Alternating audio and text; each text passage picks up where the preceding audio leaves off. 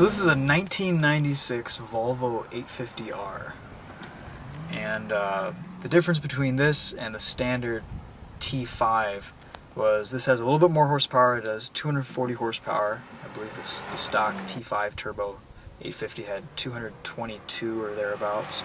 They've done that through a little bit of ECU tuning, raised the boost pressure, and it's got slightly lower ride height, and then some nice interior features where it's got Alcantara seats and just maybe, you know, a slightly different steering wheel bottom. Of course, it's got a front spoiler and a rear spoiler that are unique to the R. And this is the first year where it was called the 850R. In 1995, it was called the T5R, and they made very few of those. And if you see a yellow T5R, it's just one of, like, I think they made 1,000 or 2,000 of those worldwide. And there's only a couple hundred of them in the United States. Not 100% sure about those numbers, but it's somewhere in that range. So they're pretty rare cars. I think they made probably a few thousand of these per year after 95, so 96, 97. They had a pretty good run. My first car was a 95 Volvo 850. It was a manual, but it was naturally aspirated. And I put 100,000 miles in that car in high school and college and absolutely loved it. It was a blast.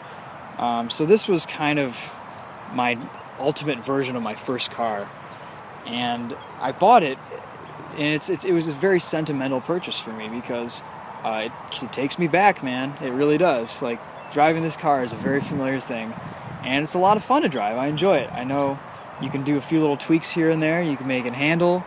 It already has a lot of power, so I kind of bought it as something just to drive around and enjoy and take care of and tinker with.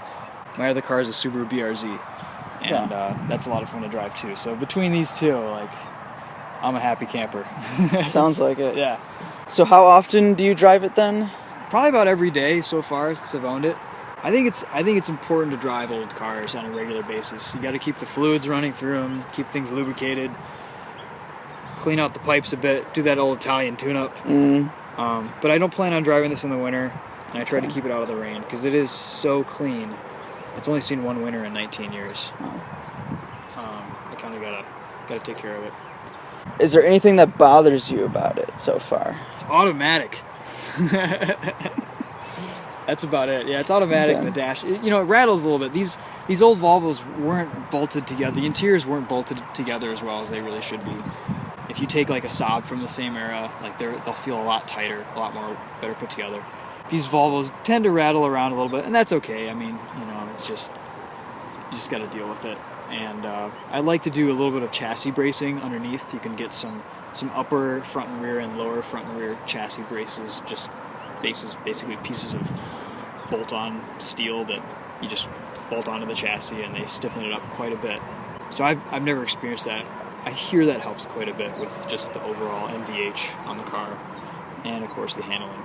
So what would you tell somebody who's looking to buy an 850R or something similar? You don't want to have to rely on someone else to do the work for you because it's really expensive. I bought this car knowing that I would be wanting to do all the work myself, and I did a lot of research on what to look for. There's a few things that can just kill these cars, but you can pretty much figure out if they have issues at the test drive and at the first, when you first see the car, if you're looking to purchase it.